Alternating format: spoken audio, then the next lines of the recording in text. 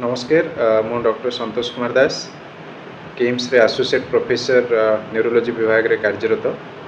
आज मुझे भिडटी तैयारी करुच्ची आउ गोटे भेरी कॉमन रोग न्यूरोलॉजी रोग जोटा ता विषय में कहवाई से बेल्स पैरालिसिस और फेशियल पैरालिसिस।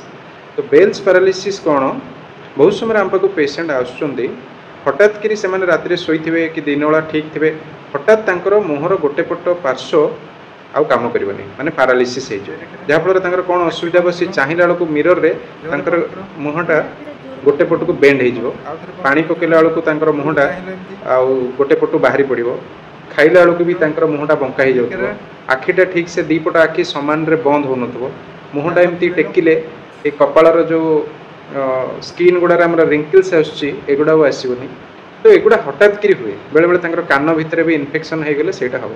तो रोगी समस्ते भावते यहाँ शायद ब्रेन भितर किसी असुविधा होगा एक्चुअली यहाँ गोटे जो नर्व थाए 7th नर्व जोटा कि फेशियल नर्व जो थी कि इन्फेक्शन किसी भाइराल इन्फेक्शन है यहाँ हो जाए किंतु सबु समय पेसेंट मानकर असुविधा कौन हुए यही रोगर ट्रिटमेंट संपूर्ण भाव संभव जदि रोगी आम पाखक 72 घंटा माने 3 दिन भितर जदि आम पाखे पहुँचे 10 दिन जदि से मेडिसिन खाए आउ 10 दिन जदि फिजियोथेरापी करे ताहले 85 ରୁ 90% रोगी संपूर्ण भाव ठीक हो जाती। किंतु असुविधा कौन हुए बहुत समय रोगी 5 दिन 10 दिन आउ कौटू मेडिसिन खाती लेट्रे पहुँचला माने से रोगर ट्रिटमेंट रे सहजरे मुह बंकाटा ठीक रहे ना।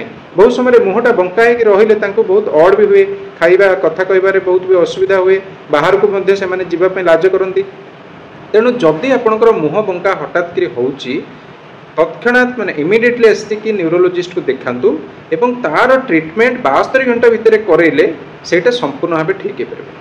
बेले बेले कारणटी जानते जदि पेसेंटर सुगार बहुत अधिका थी डायबिटीज मान क्षेत्र में ये रोगटा बहुत कमन। तेणु जब आप डायबिटीज अच्छी आ मुहटा हठात बंका होगा मन रखु मुह बंका बेले बेले स्ट्रोक हेले भी हो पारे किंतु से कौन हुए हाथ गोड़र भी असुविधा हुए कि कथा कहबार भी असुविधा हुए।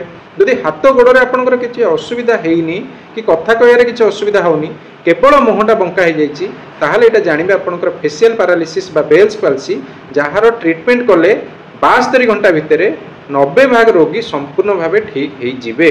तेणु जदि आपंकर फेशियल पैरालिसिस होउची बिना विलंब 72 घंटा भितर तार सफल ट्रीटमेंट स्नायु रोग विशेषज्ञ को देखैकी करई नियंतु। धन्यवाद।